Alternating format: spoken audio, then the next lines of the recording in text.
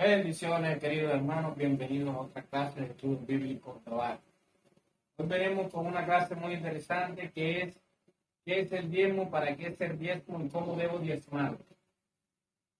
Hoy quisiera entrar en unos pasajes bíblicos porque ha habido mucha controversia relacionada con los diezmos. Algunas personas del nuevo cristianismo del siglo XXI dicen que no se debe diezmar y otras dicen que sí se debe diezmar. Vamos a ver qué nos dice a la luz de lo que dice la Escritura, si debemos diezmar y cómo debemos diezmar. Esta clase tendrá tres partes porque es un poco complejo, porque hay distintos tipos de diezmo que debemos aprender. Y debemos aprender cómo diezmar, porque es muy fácil para un ministro decir diezmen, diezmen, diezmen, pero no se preocupan por decirle cómo debemos diezmar realmente. Vamos a empezar con un versículo del capítulo 23 del libro de Mateo, versículo 23, a ver qué nos dice Jesús. Hay de vosotros, escribas y fariseos, hipócritas, porque diezmáis la menta y el eneldo y el comino, y dejáis lo más importante de la ley, la justicia, la misericordia y la fe. Esto era necesario hacer sin dejar de hacer aquello. Jesús le dijo a los fariseos hipócritas, ustedes que diezman. Hermano, entiéndame esto. Si usted piensa que está diezmando bien porque agarra el 10% de su dinero y lo lleva al alfolí de su congregación y no entiendes que si diezma tiene que practicar estas cosas, la justicia, la misericordia y la fe. ¿Por qué diezmamos? ¿De dónde viene el diezmo? ¿Qué obligación tenemos nosotros relacionado con el diezmo? Es algo muy sencillo.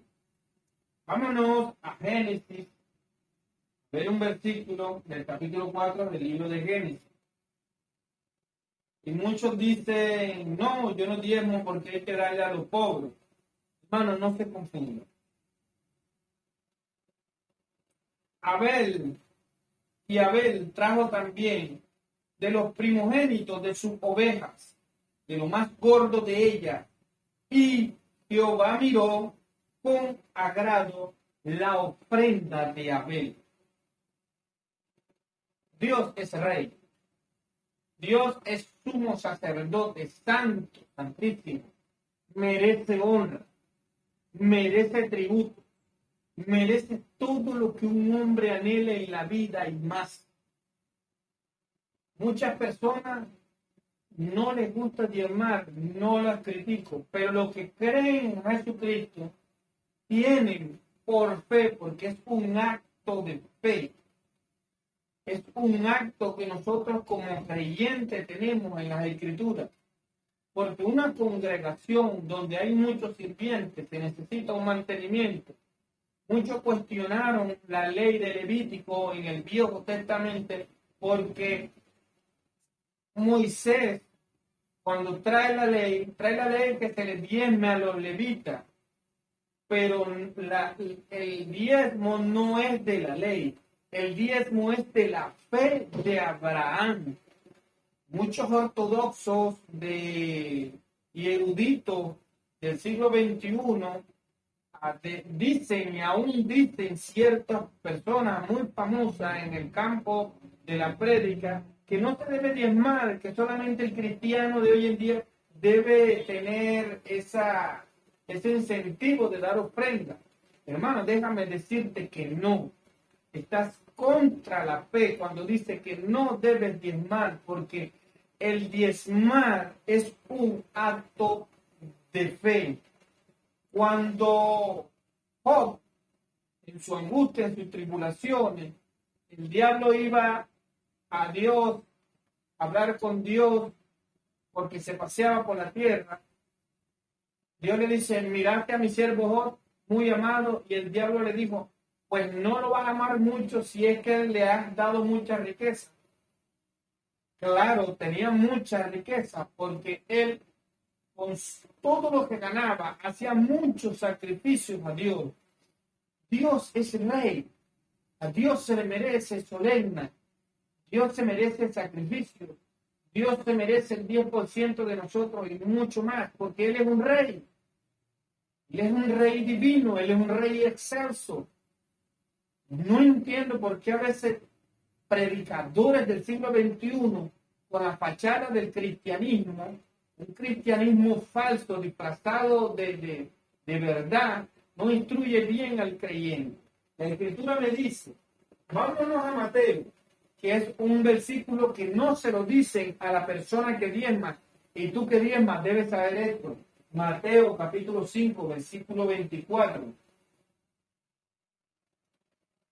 23 y 24 del versículo del capítulo 5 del libro de Mateo. Por tanto, si tú ofrendas al altar y allí te acuerdas de que tienes algo, de que tu hermano tiene algo contra ti, deja allí tu ofrenda en el altar, anda y reconcíliate con tu hermano, y entonces ven y presenta tu ofrenda. Usted no puede diezmar si usted está en conflicto con su hermano. Si no se lo dijeron, se lo acabo de decir. Usted no puede diezmar si está en conflicto con su hermano, porque una ofrenda, un diezmo, o cualquier cosa que le lleves, o a cualquier tributo que le lleves a Dios, si tienes algún conflicto con tu hermano y te acuerdas de eso, tienes que ir primero a estar bien con tu hermano y después ofrendar, porque si no, tu ofrenda, tu diezmo o cualquier tipo de regalía que quieras hacerle a Dios es abominación. Dios no se busca simplemente por necesidad. No. Dios es una necesidad. Es necesario tener a Dios en tu vida para que tengas un éxito no solamente en lo financiero, también en lo espiritual, también en lo laboral, también en lo familiar, también en el futuro. Malaquías capítulo 3, versículo 10. Veamos por qué una de las cosas que hay muchos que no entienden de este versículo. Traer todos los diezmos al alfolí y haya alimento en mi casa. Probadme y probadme.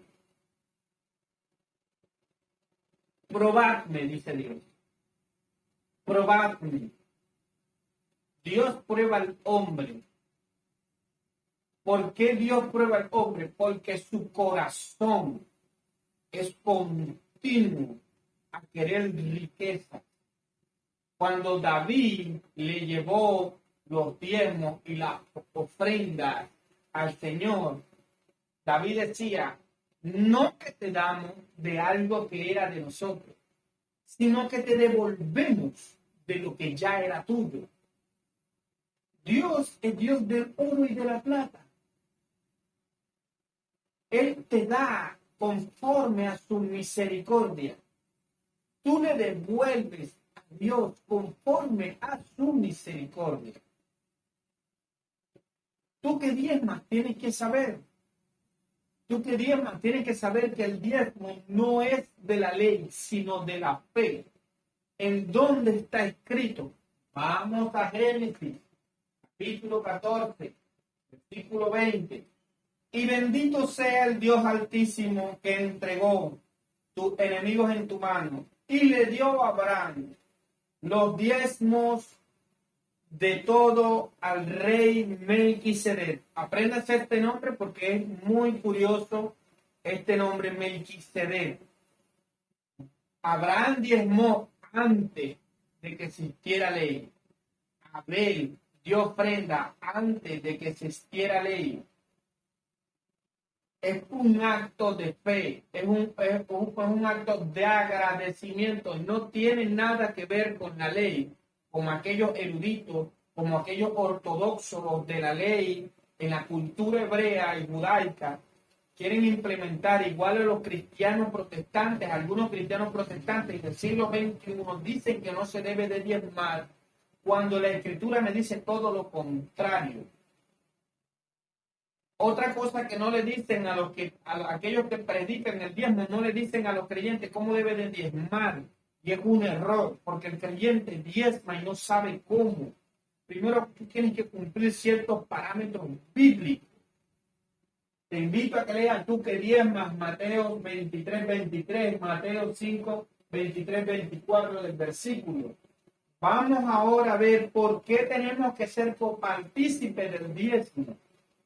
Romanos capítulo 4, versículo 12.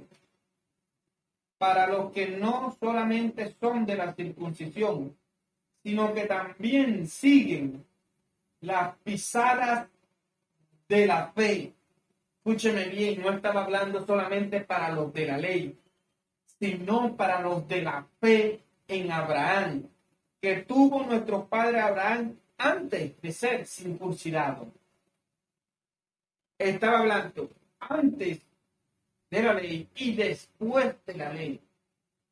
Que siguiéramos los pasos de Abraham, seguir los pasos de Abraham. El primer hombre de Dios que diezmó fue Abraham, al sumo sacerdote Melquisedec. ¿Qué tenemos relacionado nosotros con Abraham y con Melquisedec? Vámonos a Hebreos capítulo 7, versículo 14 al versículo 17.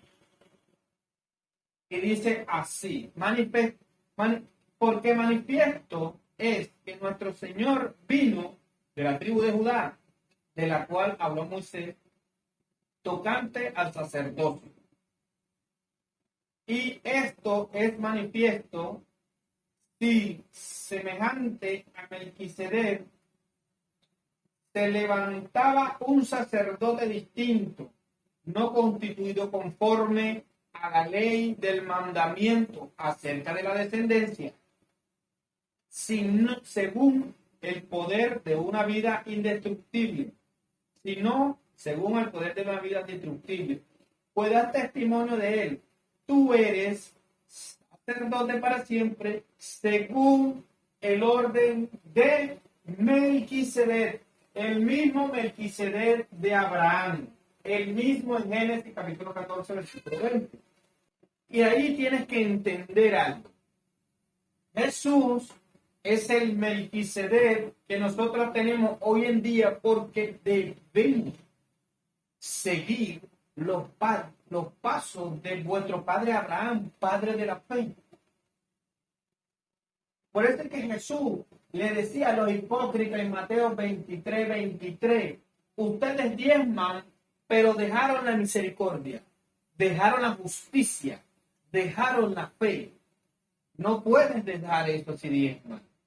Cuando vayas a diezmar, no puedes tener problema con tu hermano, tienes que ir a estar en bien con tu hermano. ¿Por qué debemos diezmar? Pablo lo dijo en Lucas.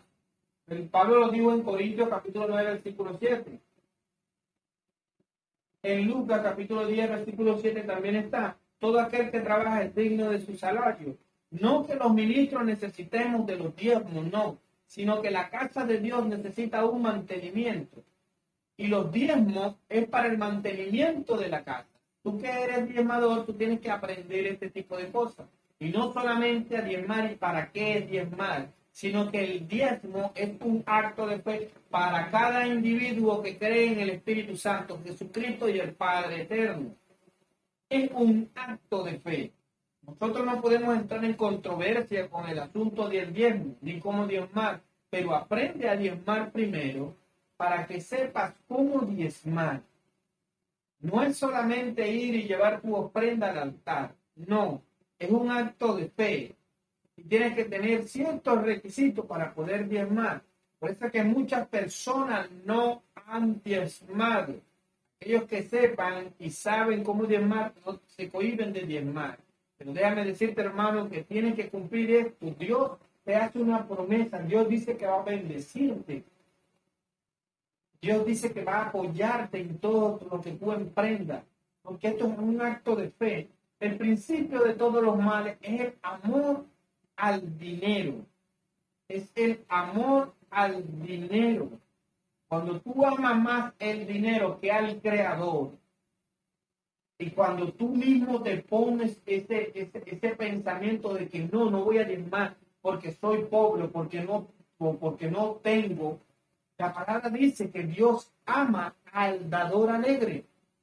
Cuando tú das con alegría de corazón, así sea lo más poco, Dios dice, si en lo poco me eres fiel, en lo mucho te pondré. Pero tienes que entender de que Dios es rey.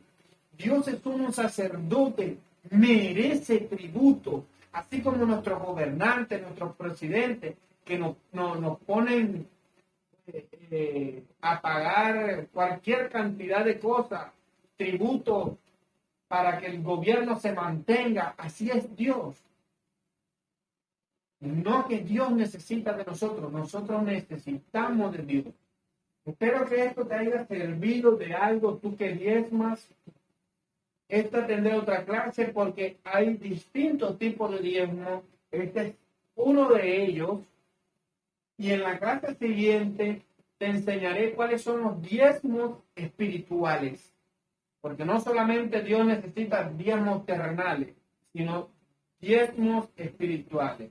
Dios te bendiga, hermano, donde quiera que me estés viendo. Amén.